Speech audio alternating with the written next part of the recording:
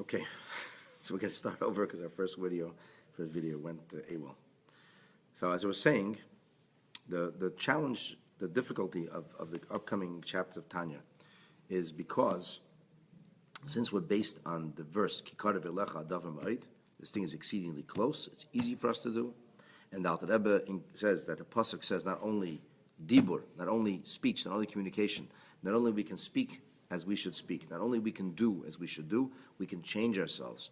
And that is very difficult to understand, especially because the Alter Rebbe introduces the difference between tzaddikim and between beinanim is that tzaddik is somebody who is never struggling, who finished the struggle, but the beinani is somebody who ever struggles. He doesn't change himself. And because he doesn't change himself, so then there's that same challenge again and again and again, maybe variegated, it slightly shifts, but ultimately he's dealing with the same challenges constantly.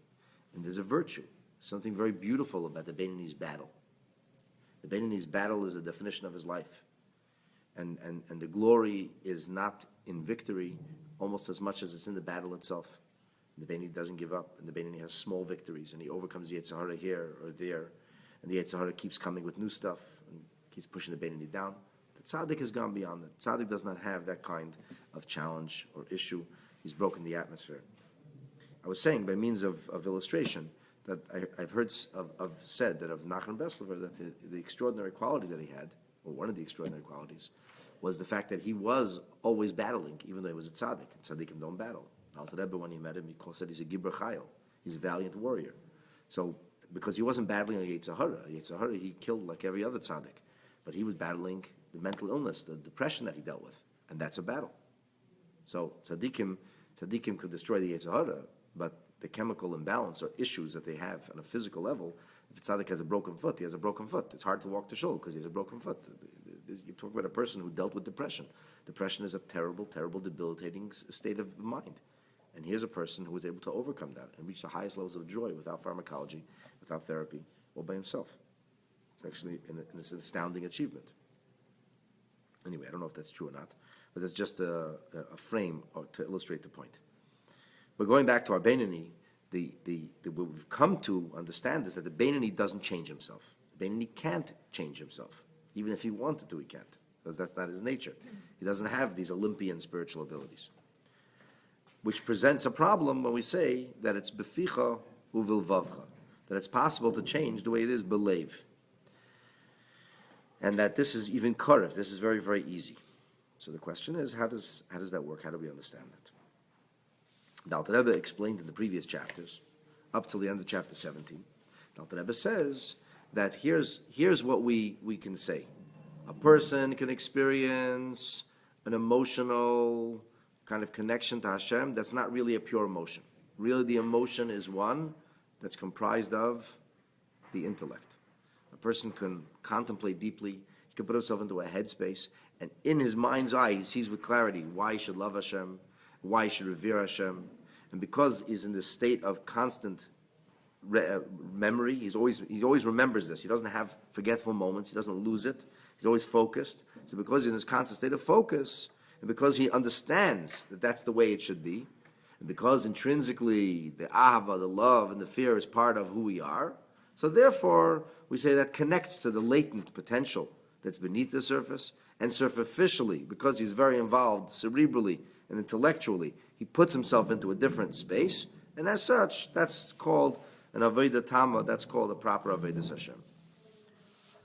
So the Alter Rebbe in chapter 18 begins to make a little bit of a turn. Up until this point, we've talked about, in the last two chapters at least, intense intellectual ability and focus.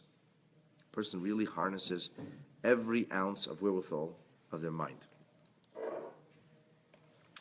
Alter Rebbe now comes along to explain this latent and this potential love. And he opens the conversation with the word ma'od. U'leteisefes be'or, to have a better understanding, bayir heitiv, to really understand this well, for that is the hallmark of Chabad, to understand things really well, in the foundational sense. Milas ma'od. This chapter is based more than anything else on that one word. That the Torah says not only it's karev, not only it's close, but it's ma'od. It's exceedingly, it's very close. And that word is found in the pasuk of Karev Elecha. So when you have the word very in the same sentence as close to you, it means it's very close to you, then that would mean it should be something which is within the easy reach of every person.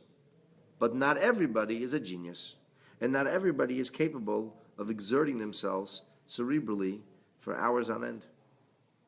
So it's not fair to say that if it can be accomplished by powers of meditation and contemplation, that's called Korev Ma'od to everybody. There are some people that have the ability to meditate and the ability to transport themselves mentally into a different world. There are people who can do this. And by the powers of the intellect, they're able to dominate their matter. It's mind over matter. And it's spirit over form. There are people like this. And it's extraordinary ability. I don't know that it's a holy ability. It's a physical, it's a literal ability. There's some people who are simply very, very capable in this area. Just like there's some people who can train until they jump 30 feet. There are people who can do that. We call them Olympians. It's a figure of speech because that's what we see it. But there are people who can do extraordinary things like that, who can throw a baseball 100 miles an hour, and people who can hit that baseball. That's an amazing achievement. And then there are people who are capable of extraordinary intellectual feats. They can meditate or contemplate on a subject for a very, very long time. And they can actually transport themselves cerebrally in a way which is impressive. They have great powers of mind. So what the Alter Rebbe said before speaks to the idea that a person should be able to accomplish this cerebrally, intellectually, by harnessing the powers of the mind. What's the problem? The problem is that many of us are simple people. We're not capable of this. Here's an extraordinary example of the powers of the mind. Kurt, why don't you join us? I'm so listening. This is about Karev Ma'od, being very close. I'm on the block with the boss. There was a Hasidic Rebbe who actually escaped the Holocaust. He was in New York in the 40s and 50s. His name was the Majitz Rebbe. The Majitz Chassidim are famous for serving Hashem with negina, with music and song. The famous Chazan in New York, his name was Bentzion Schenker. He produced many albums, all the Majitz and the Gunim, beautiful songs. So the story is told that the Majitz Rebbe had to undergo some kind of surgery, and putting him under a general anesthetic was a scary thing, it was a dangerous thing. So he said, I don't need the anesthetic. It's fine.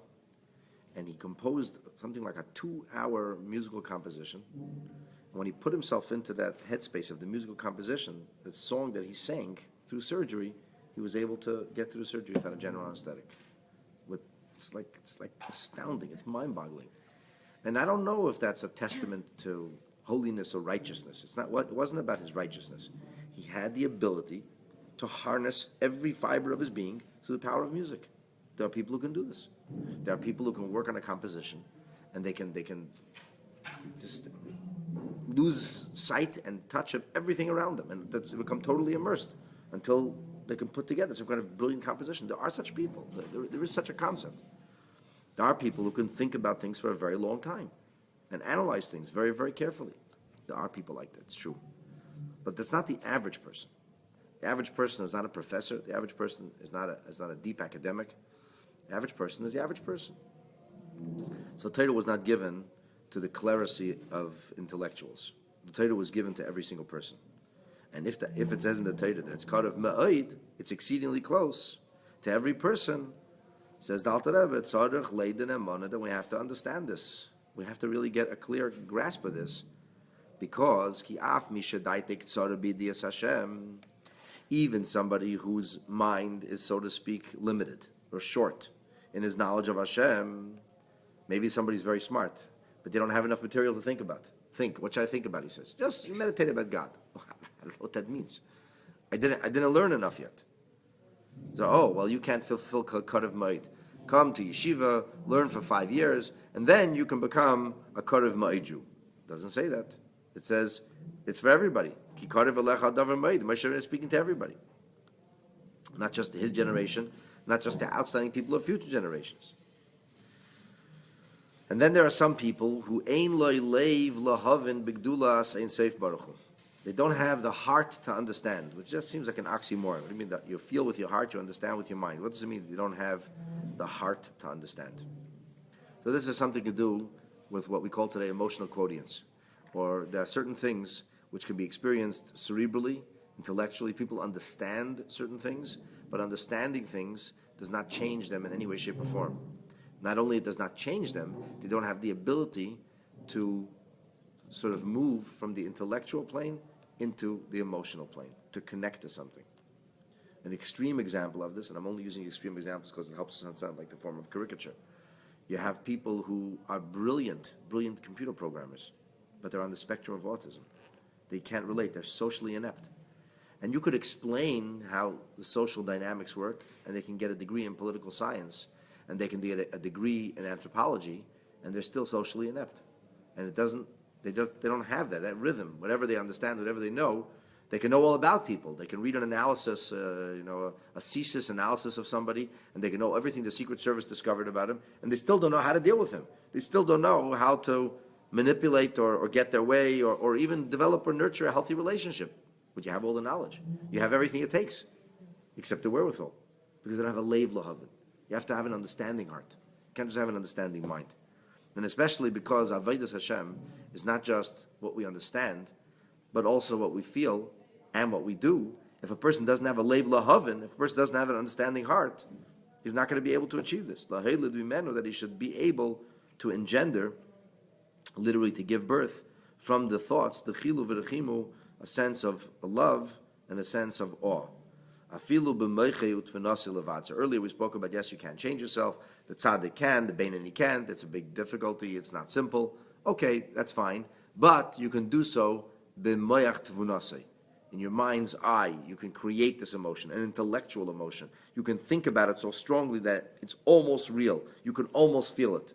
Well, this guy can't do that. He doesn't have that ability. He doesn't have that unique, let's say, gift of assimilating or translating things from an intellectual plane into an emotional plane. So you're going to call him a stymied individual? Maybe. And maybe when we talk about physical or literal things, it may result in people who have poor social interactions. And there are lots of people like that, who are very successful intellectually, but they fail emotionally. It's not uncommon. It doesn't mean somebody's autistic. They just use that as a frame. It just means that these things don't come easy. So Yiddishkeit was only given to people who have a healthy balance, people who are really social. That's, for them, Yiddishkeit will work because they can have a relationship with God. But if you're not really social, forget about it. You can't have a relationship with God. Does that make any sense? Could we say that? For sure not. For sure not. But the Alter Rebbe acknowledges that up until the end of chapter 17, the path that he charted is one that requires rigorous intellectual effort and ability.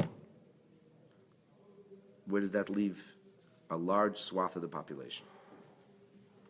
Afal Pikein, nonetheless, says the Alter Rebbe, Korev Elov Hadavar Me'oid. This is still exceedingly close. The davar, the thing. What's the thing?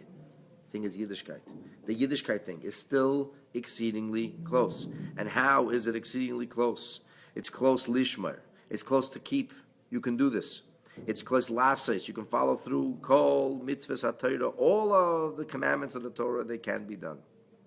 The Salmud Torah, Keneged Kulam, the study of Torah, which, as the Mishnah tells us, is equal to all of the mitzvahs. And that's really hard for people who don't enjoy intellectual pursuit to study Torah assiduously and diligently when they don't like studying. That's not simple. That's almost unfair. People who like to study, who like to read, if they wouldn't be Jewish or they wouldn't be observant or spiritually involved, they'd be sitting in the library and reading Homer and the Iliad and whatever other books they love. The textbooks, the famous textbooks and the famous works that were written. They would sit and read philosophy. That's their nature. That's it. They're philosophical people. So a person like that, one who has that kind of nature, if he happens to be Jewish, and he happens to be brought up in an environment where Torah is revered, so he'll learn a lot of Torah. Great. Okay, that's very nice. What about everybody else? Talmud Torah Keneged Kulam is not written for the intellectuals.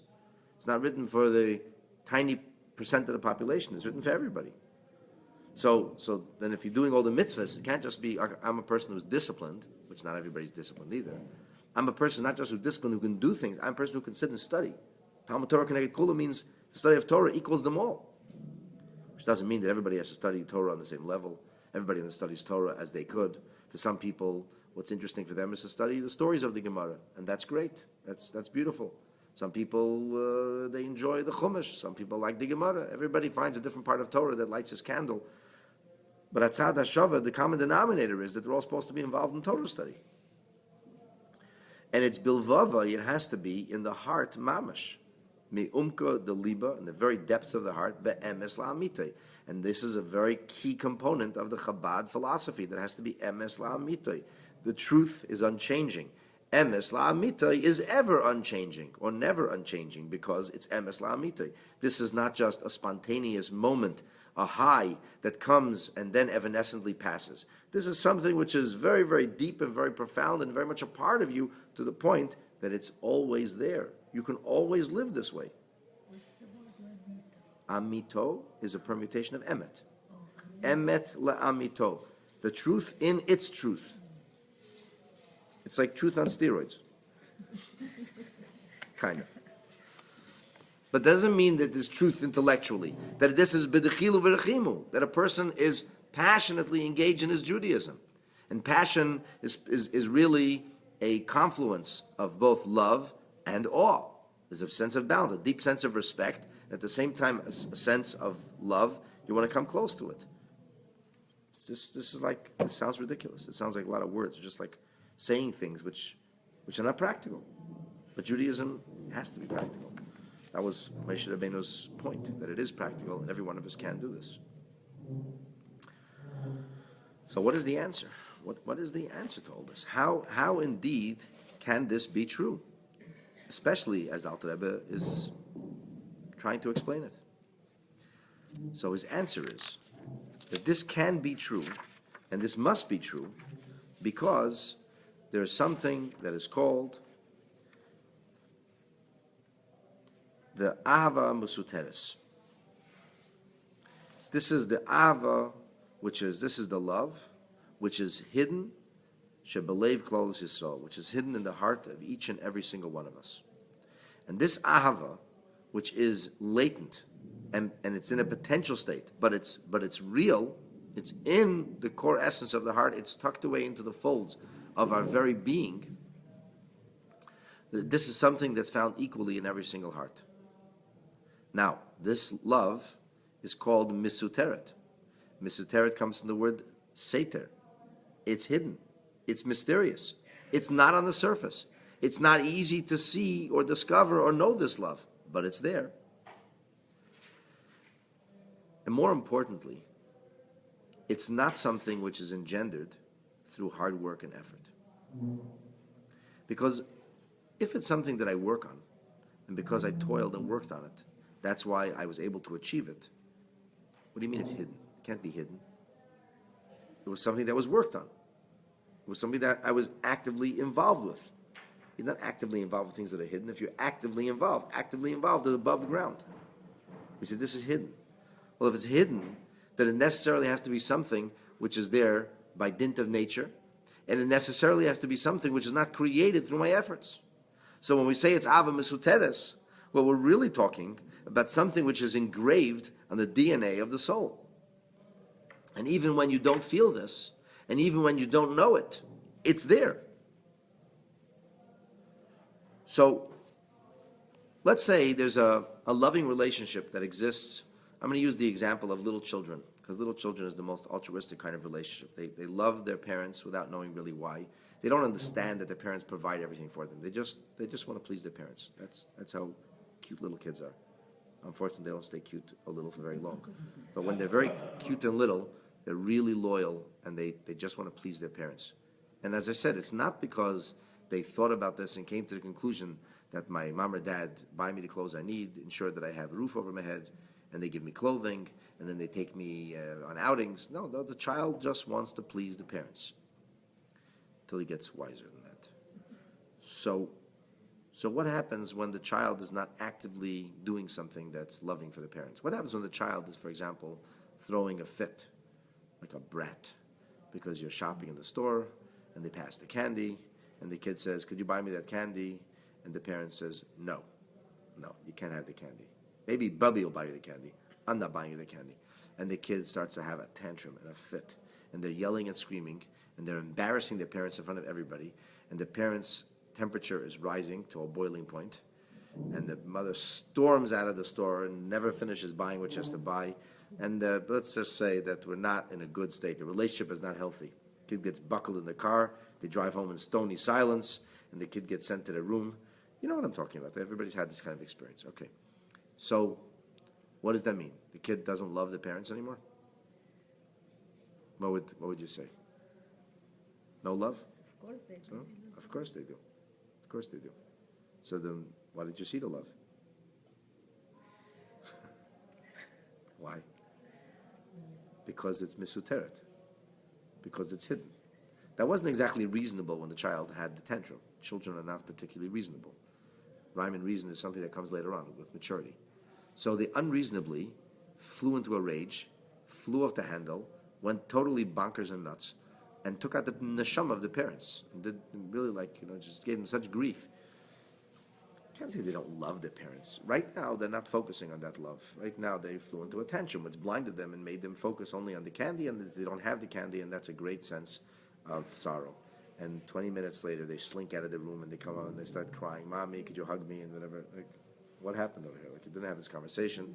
And then you try to have this conversation, you really shouldn't do that to Mommy anymore. Next time you're in the store, if you do that again, the child says, of course, of course, of course. 3 days later, the same thing happens all over again. That's...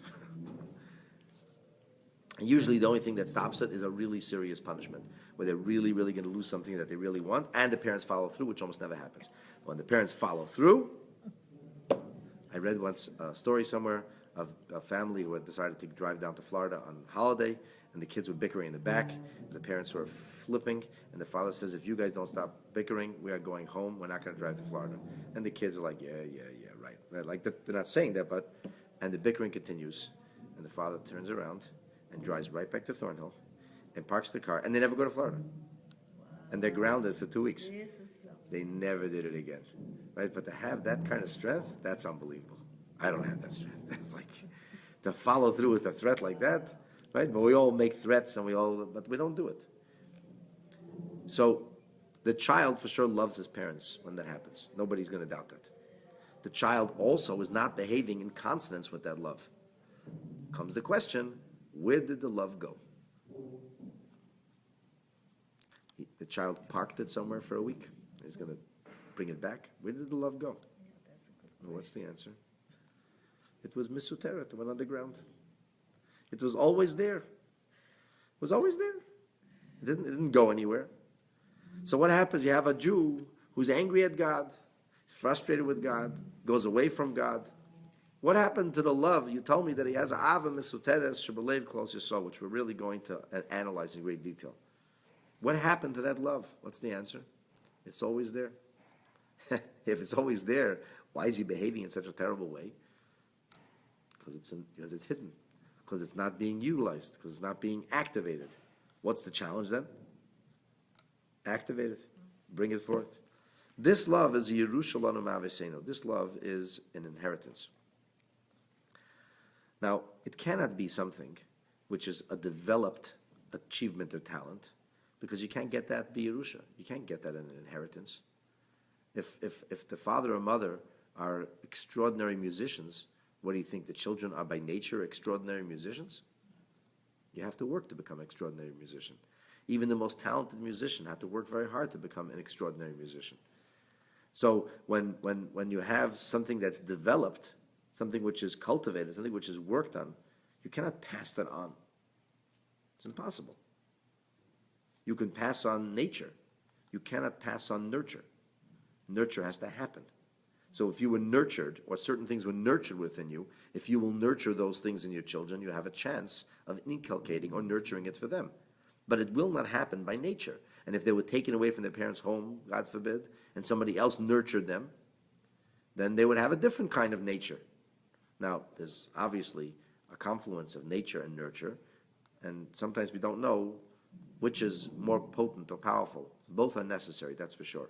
We are a composite of nature and nurture. Everybody knows that. It's kind of agreed upon today. So when we talk about something which comes by Yerusha, something which comes by inheritance, we are definitely not talking about nurture. We are certainly talking about nature. Okay, so you're telling me that every single Yid has a love for Hashem. Alter Rebbe says that's really interesting. But we need to understand this now. Okay, so you're telling me it's possible, everybody can do this. How can everybody do this?